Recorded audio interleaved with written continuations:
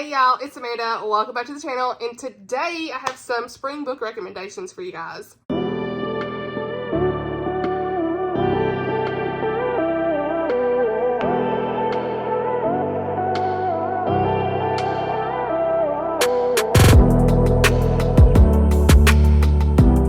Alright, you guys, I'm here with some spring book recs. I'm really excited to talk about these books. It's been a minute since I've talked about a couple of these, so I thought I would kind of refresh your memory. But if you need even more book recs, please check out my playlist. It's always in the description.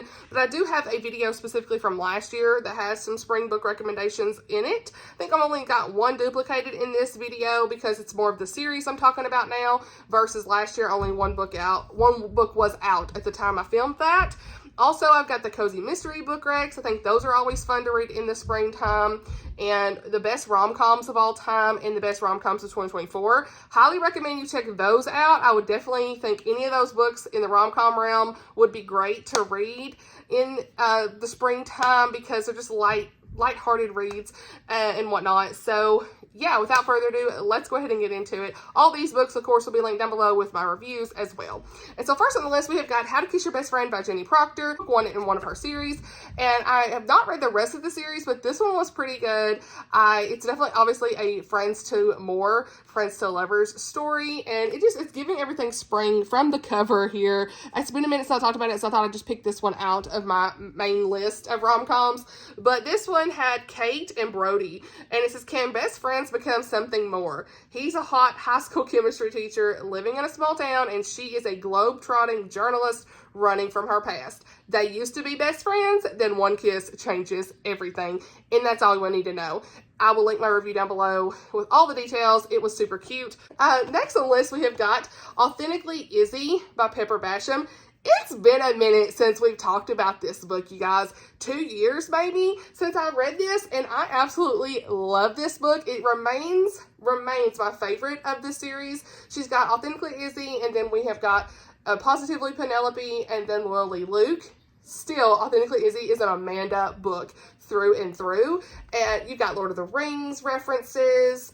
It's like giving like Scotland because it's in this Skamar made up place that reminds you of Scotland in a way, like New Zealand type stuff too. Like, it's just really good. Lots of good bookish references, but we've got our main girl of Izzy, and it's got, obviously this is an epistolary novel. You can kind of tell from like the letters and stuff on the cover here. This one has the most written letters and emails and texts between family members, friends, and of course her and the main guy. But our main guy in this is also Brody, okay? And our girl obviously is Izzy. And so in this, they say Isabella Edgewood, but they call her Izzy. And so she lives in the Blue Ridge Mountains, and she loves books. She's a bookish girl through and through, and she's like chatting back and forth and stuff with this guy, and she ends up getting like conned into like talking to this guy online from her cousin anyway. So she didn't really want to, but she ends up kind of striking up this conversation. She's like writing back and forth with him, Brody the Hobbit, and it was super cute. I absolutely love their conversations. This book will make you laugh so many times. I mean, this whole series is just very lighthearted and fun and sweet, and it's just a cute, clean romance series I absolutely loved. And if you're not really one who loves the epistolary stuff, you know, there is a lot in here, so just go in knowing that. Probably 70% of the book is. They definitely decrease each book, with Lily Luke having more narrative than the letters and stuff, emails, but I still think you guys got to read this one because I just had the best time reading it. If you want, I have an entire review vlog. I worked really hard on that video. Actually, when I read this book, I had a lot of like Lord of the Rings introductions and stuff in that video with good music. Check that video out. It's going to be in the card and down below as well from a couple years ago. But yeah, I highly, highly recommend this series. It's so cute. You will not regret reading these. Most of you have read it, but if you haven't, this is the reminder, okay? Then we have got Reckless Love by Kate Goodwin. I read this in the last year, and she is definitely an author on my radar because she just has such a way of writing in depth. This was like a true emotional read, but it's kind of like inspired. It's not biblical fiction, but it's Hagar, Sarah, it's that kind of story inspired. And because of that, I want to recommend it for spring. If you want something with more depth and that has a very good biblical, like, just thread, lots of good faith elements in this. We have a pregnant girl, a desperate woman, and the God who sees them both. So in this, we have Amina, and her whole world is turned upside down when she finds herself pregnant and alone. She's the daughter of immigrants, and so she flees her mother's judgment and father's shame, and she's unexpectedly finding shelter with the small town's pastor and his wife. And so they are so kind to her and all this, and they decide they want to adopt her baby, because they have been trying to have a baby for a long time and they have not been able to. It's definitely inspired by Hagar and Sarah in that storyline a little bit. It's not a direct retelling by any means, of course, but it is inspired by that, and the faith thread in this was just phenomenal. I absolutely loved it. The Lord was all in this book. Yeah. Then we got Before I Called You Mine by Nicole Deese. Another hard-hitting book, but very, very impactful. So if you want something impactful, pick this one up. It's all about renewal and family, and just the Lord is all in this book as well. It's one of my favorite books of this year. Absolutely loved it. But we've got our girl Lauren, and our guy is Joshua. And Lauren has decided that she is a single woman. She wants to adopt a baby internationally, and so she's going through that process, and her family has no idea that she's doing that. And then we've got Joshua, who is a substitute teacher that she ends up encountering and working with, and finds this relationship she really wants to have with him, but because she has put on her application she's going to be a single mother who is adopting, she doesn't want to get in a relationship right now. I love the way that Joshua was portrayed in this book. He was very patient with her in her situation, and he was just right there with her through it. And I really appreciated mostly how Nicole turned this into like the priority, that where the girl felt that her life was, her calling was supposed to be, the Lord was leading her. Like, you see that first and foremost before a relationship. I love the way that she handled that with her adoption story. But it will make you cry, so be ready. But it was a really great story, and I think it's good to read any time of the year. But because I recently read it, I need to recommend it again because it was just that good. So now, moving on a little bit more light and fluffy. Another rom-com I want to recommend is Townshipped by Savannah Scott. This is her new cover editions. Because it's got like the farm element in here is why I think it would be great for spring or summer, really. But it was super cute. We've got our main guy of Aiden, and what's her name? I always forget her name for some reason. Is it M? Mallory. They call her M because it's got a, amnesia trope. Duh. So yeah, the girl like gets in a car crash, I want to say, and she's not able to remember who she is, and Aiden is taking care of her, and there's like, he's got goats and a farm and all these fun things, and she's kind of starting to remember things, but she only remembers like her name was like, has an M in it, so they call her M, but it's Mallory. And so she's a little sassy, and he is all here to help her and protect her and figure this out. And so it says, everyone said it wasn't as though a woman was going to land on my doorstep and fall in love with me. Never say never. Yeah, it's super cute. I love a good amnesia trope for some reason. It's so unrealistic, right? Like, that would usually never happen. But I love them because of that. Like, they're just like, you can suspend reality and just like have a good time with it. And I love this. The goats in this, though, hilarious. Like, the found family with this whole town of Bordeaux, Ohio is great.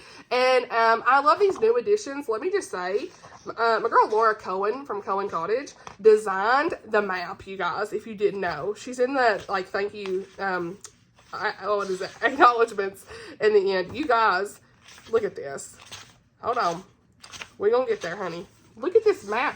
Girl, you did such a great job. I absolutely love the map of Bordeaux. So, amazing. Amazing. But yeah, definitely recommend this series in general, but just pulling one of my favorites out for you guys to check out because it definitely was a good time. And back on a biblical fiction. We're all over the place. I should have probably sectioned this off, but I didn't. Heather Kaufman, Up From Dust. I gave this 4 stars. Really enjoyed it. This is all about Martha. And her next book's already out, and I haven't read it yet. It's Joanna's story, but Martha and the story of Lazarus portrayed in this, and of course Jesus is in this. It was just really uplifting in the way that that all those events unfolded, and the way that Heather Kaufman told the story was good and impactful. So if you want to try a new biblical fiction author, definitely check out Heather Kaufman. I don't feel like she's talked about enough. I think she does I almost said fantabulous, honey. Yeah, fantabulous. She does a fantastic, fabulous job, honey. Which is one of my favorites. I'm looking forward to reading the next one. I think it's really good. So next we've got a series. And look, I did recommend Fairest Apart last year by Karen Witemeyer, but now that I've read book 2 and 3, we're recommending the whole series, okay? If the book fits, well, hitting myself. If the book fits is book 2, and Cloaked in Beauty is book 3. Really, any of these would be great to read, but I would recommend you read in order, but it's fine. I think you can read them out of order if you want.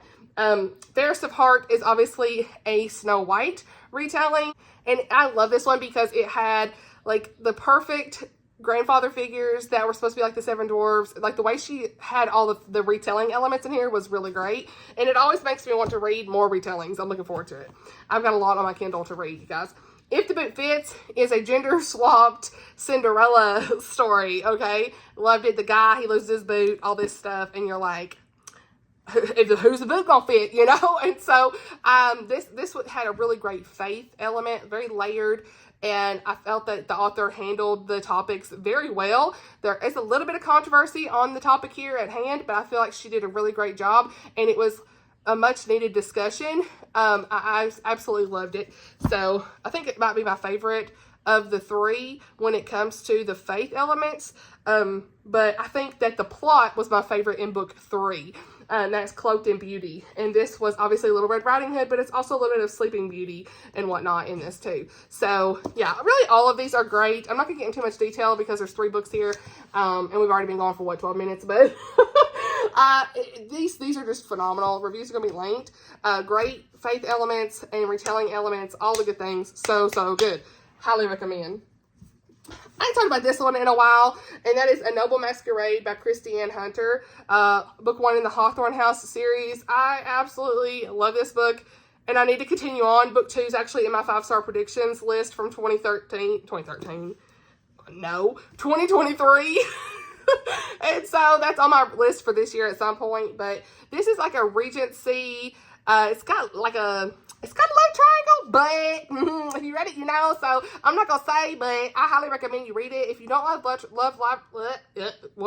if you don't like a love triangle, still read this. That's all I'm saying. Because where you think things are going, what? But you got Lady Miranda in this one, okay? We got Regency, of course. I think I said that. But then we've got the Duke of Marshington. And so she has been like pouring out her heart in these letters and stuff. And one day somebody accidentally mails the letters to him. And she's like freaking out. She's like, what? She's insecure about it. And she finds herself intrigued by, what was his name? Marlowe. That's the man who mailed, it's her brother's mysterious new valet, or whatever they said. Marlowe, and he mistakenly mails the letters and all this stuff. I just can't say too much, but it's good. It's really good. I'm giggling. It's funny. Like, there's so much in here that makes you laugh. It makes me want to reread it, truly. Just so I can, like, give all the details. But will I? I don't know. Then we have got The Road Before Us by Janine Rosche. I really enjoyed this one. It's a good contemporary travel story. So in this one, we've got Jade Jessup, and she loses her credibility when her fiance messes up everything with their financial business that they've got going on. He stole millions of dollars from their clients in a Ponzi scheme. And then you've got this 1960s Hollywood starlet named Bernice Benny Aldridge, and she is seeking financial restitution with her family to them. And so Jade ends up setting out on Route 66 with Benny and her handsome adult foster son, Bridger. Now, I will say there's a little bit of romance, yes, but like that's not the main focus of the story. Bridger's filming like a documentary retracing the trip from 1950s that started the love between his parents, basically. So you've got like multiple timelines in this because of that. And I will say you've got a layer of hardship because Benny has dementia, and so I can't remember if it's dementia or Alzheimer's, but Either way, she's struggling with remembering things, and this trip helps her along with that. So just know that going into it as well, but definitely a good one to read any time of the year. I think this will be good like in the summer or the spring, but just want to kind of bring it back up to put it back on your radar if it sounds like something you're interested in for this springtime. Next I've got on the list is A Lady's Guide to Marvels and Misadventure by Angela Bell. Look, Angela Bell is definitely one of my good friends now. I've been talking to her on Instagram all the time. Please check out her Instagram and her book. I absolutely love her. Chit chat all the time. Like, she really is just a kind soul. I absolutely love her.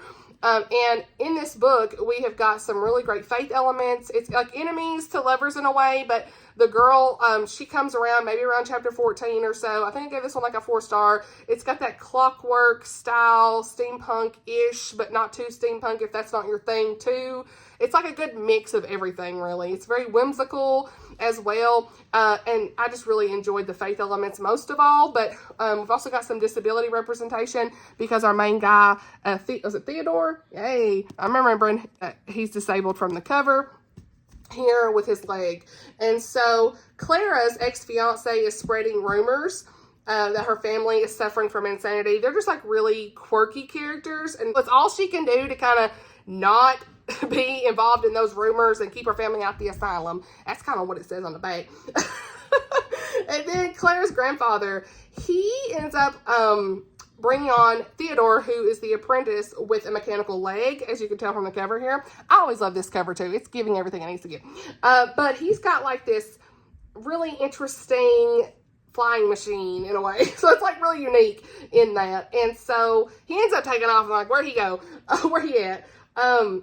And Theodore, he is struggling because of things that happened with his father in the past as well, and stuff with the war, and like he doesn't feel worthy.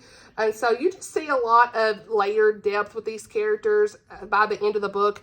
I highly recommend checking this one out. It's a really good time. It's a really good book to read in the springtime, but I think really any time of the year. But I just want to remind you guys of this book because I just still think about this one. You know, I think it was very charming and just a delightful read as well. So, and the faith, like I said, the faith is what stands out the most to me in this, by the way things end up, from where things start to where things end. It's great. It's kind of like Nutcracker elements as well, and Around the World in 80 Days type vibe. So, sorry if I missed anything on these books. I'm trying my best to remember and keep it all straight. If I forgot something, the reviews are linked.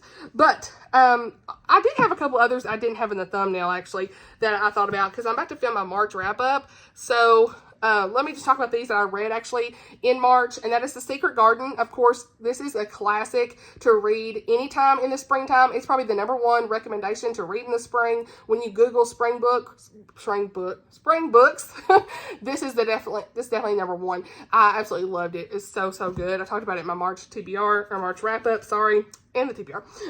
And then, if you're still looking for a middle grade to read, I think Wish would be perfect for the springtime. It's like very just fresh start. This young girl finds her dog and just it touches your heartstrings. It's a beautiful, beautiful story. Animals, all those things in books are just a delightful read. And this one was emotional, but very impactful as well, and very heartfelt.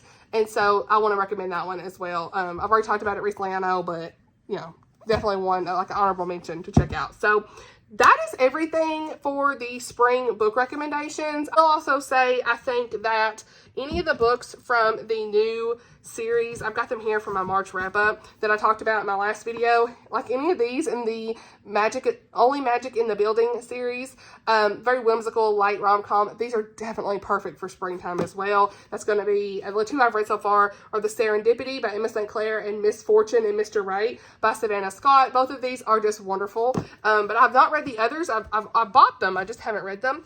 So maybe, I could read one of those in the springtime too, but what's on my list is so many books. So, but those would be great as well for spring. So that's pretty much everything I have for you. Reviews and everything will be linked in the description. Let me know if you've read any of these. As always, you know the drill. Let's chit chat in the comments. Love to know what your favorite book is to read in the springtime. Do you have one you reread? What type of books do you gravitate towards in the springtime? All that good stuff. If you've got another one you want to recommend, leave that in the comments so people can kind of see that down below as well. And I appreciate you guys being here. Thank you so much for watching, and we'll see you in the next video. Bye, y'all.